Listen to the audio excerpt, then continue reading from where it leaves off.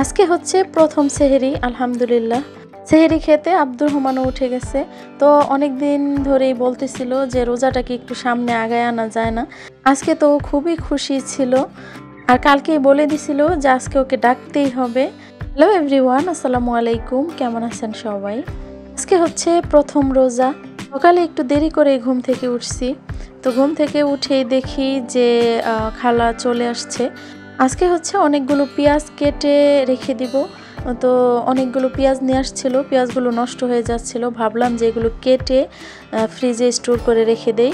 এদিকে আয়নের বাবা হচ্ছে বোয়াল মাছ নিয়ে আসছে। তো বোয়াল মাছগুলো আমি তারের মাজনি দিয়ে একদম ঘষে পরিষ্কার করে নিচ্ছিলাম।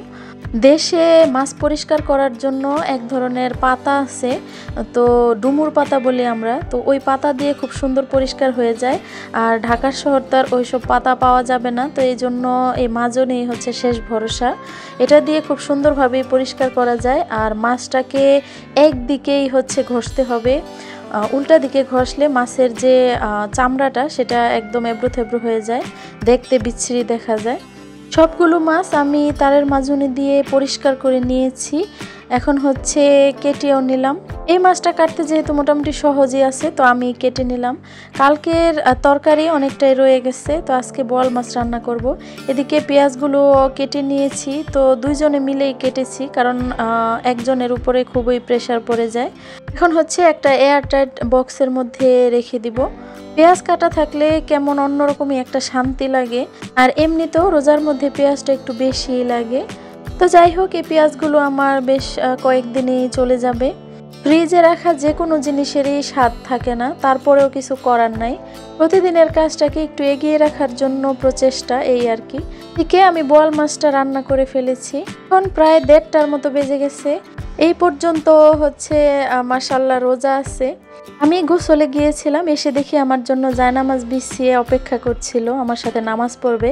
আজকে ওর বাবা বাসায় নাই, এই জন্য মসজিদে যেতে পারে নাই। আমি বারবারই জিজ্ঞেস করছিলাম যে ক্ষুধা লাগছে কিনা। আমার উপরে হচ্ছে রাগ হয়ে যাচ্ছিল, বলতেছিল যে আজকে রোজাটা আমি রাখবো। আয়ানকে বলতেছিলাম যে ওর একটা রোজা হয়ে গেছে, তো কিছুতেই মানতে রাজি না। তো বলতেছিল যে 30টা রোজা পুরোটাই করবে। এদিকে আমি হচ্ছে ডাল আর ছোলা বুট নামিয়ে রাখলাম ফ্রিজ থেকে।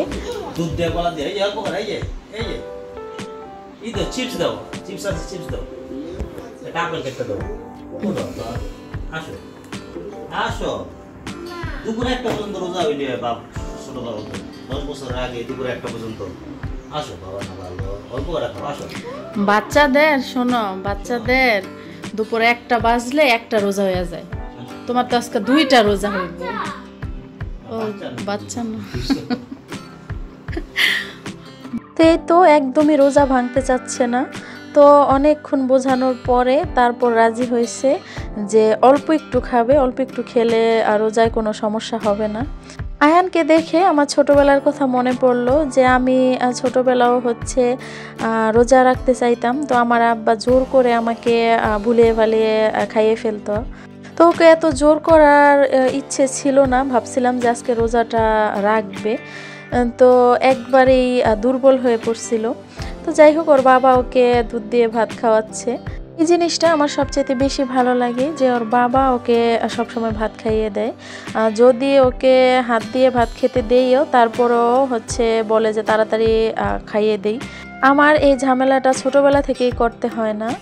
আমার সবচেয়ে বিরক্ত লাগে মুখের কাছে ভাত নিলে 100 বারও হচ্ছে এদিক সেদিক মাথা ঘুরাবে। এই জিনিসটাই সবচেয়ে বেশি খারাপ লাগে। ইফতারের সব কিছু এদিকে আমি গুছিয়ে নিচ্ছি অল্প অল্প করে। ইফতারে সবচেয়ে বেশি ভালো লাগে বেশি মানুষ হলে। অল্প মানুষে ইফতার করে কোনো মজা নাই, কারণ যা কিছুই করি বেশিরভাগই হচ্ছে বেশি হয়ে যায়।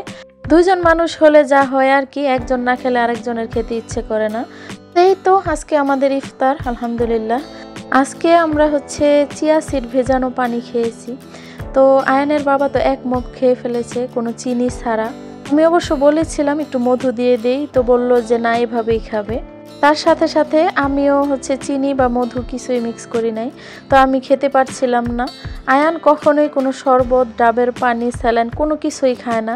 তো আজকে বলতেছিল যে একটু খেয়ে দেখি। রমজান মাসে আসলে সব দিকেই রহমত থাকে। আজকে আয়ান একটু চিয়া সিড ভেজানো পানি খেয়ে ফেললো। ওকে যদি বলি যে রোজায় এটা খেতে হয় ওইটা খেতে হয়, তাহলে সেটাই বিশ্বাস করে খেয়ে নিচ্ছে। তো আয়নের বাবা অল্প করে একটু মুড়ি ভর্তা করে নিচ্ছিল। আমি আবার মরিচ টরিচ একটু কমই ধরি। তো এইখানে যতটুকু ছোলা বুট ছিল তার থেকে অল্প একটু নিছি, আর বাকিগুলো রয়ে গেল। এত অল্প করে রাখছি, তাও সবগুলো খেতে পারবো না। আসলে ইফতারের পরে ওইরকম আর কিছুই খেতে ইচ্ছে করে না, শুধু মন চায় পানির উপরেই থাকি। তো মুড়ি ভর্তা বানানো হয়ে গেছে। যাই হোক, আজকের ভিডিওটি এখানেই শেষ করছি। সবাই ভালো থাকবেন। আল্লাহ হাফিজ।